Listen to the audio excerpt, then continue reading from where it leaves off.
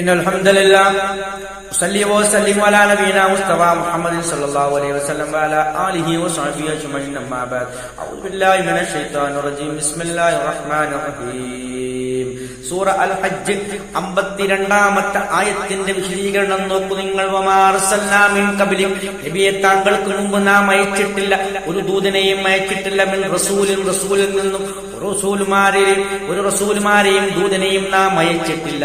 വലാ നബിയൻ, ഒരു നബിയെയും പ്രവാചകന്മാരെയും അയച്ചിട്ടില്ല. ഇല്ലാ ഇദാ തമന്ന, അവർ പാരായണം ചെയ്തു കൊടുത്തിട്ടല്ലാതെ. അൽക ശൈത്വാനു, പിശാച് വിട്ടുകളഞ്ഞു. ഫീ ഉംനിയതി, അവിടെ പാരായണത്തിൽ പിശാച് ഇട്ടിട്ടല്ലാതെ അവർ പാരായണം ചെയ്തിട്ടില്ല എന്ന് പറഞ്ഞാൽ എന്താണ് അതിന്റെ പൊരുൾ? പിശാച് പലതരത്തിലുള്ള ദുർബോധനങ്ങളും അതിൽ വിട്ടുകളയും. ജനങ്ങൾക്ക് ഖുർആൻ ഓതിക്കൊണ്ട് പ്രബോധനം ചെയ്യുമ്പോൾ പിശാച് അവരോട് വന്ന് പറയും, ഈ പിശാചിന്റെ കൂട്ടാളികളായ അവിശ്വാസികൾക്ക് ദുർബോധനം നടത്തിക്കൊടുക്കും.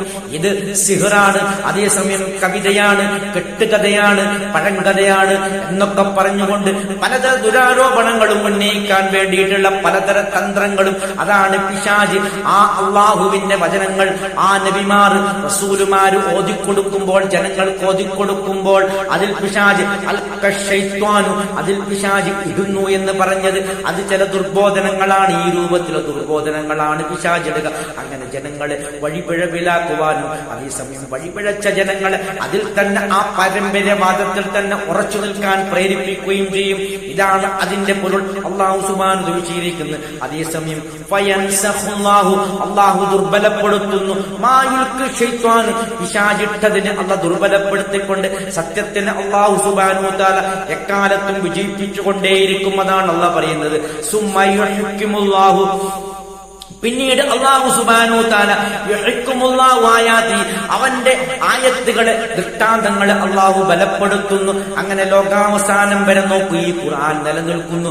അതാണ് ഏറ്റവും വലിയ ദൃഷ്ടാന്തം. കാരണം അല്ലാഹു സുബ്ഹാനഹു വ തആല ഈ ഖുർആനിന്റെ വചനങ്ങൾ അല്ലാഹു ബലപ്പെടുത്തിയിരിക്കുന്നു.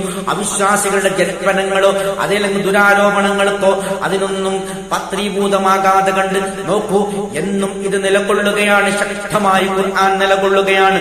വല്ലാഹു അലീമുൻ ഹകീം, അല്ലാഹു സർവജ്ഞനാണ്, അഗാധജ്ഞനുമാകുന്നു, എല്ലാ കാര്യങ്ങളും കൃത്യമായി അറിയുന്നവനാകുന്നു. അല്ലാഹു സുബ്ഹാനഹു വ തആല എന്താണ് കൃത്യമായി ഏതാണ് ഏത് സമയത്താണ് ചെയ്യേണ്ടത് എന്ന് അല്ലാഹുവിന് കൃത്യമായി അറിയാം എന്നൊക്കെയാണ് അതിന്റെ പൊരുൾ. ആഖിറു ദഅവാനാ അൽഹംദുലില്ലാഹി റബ്ബിൽ ആലമീൻ.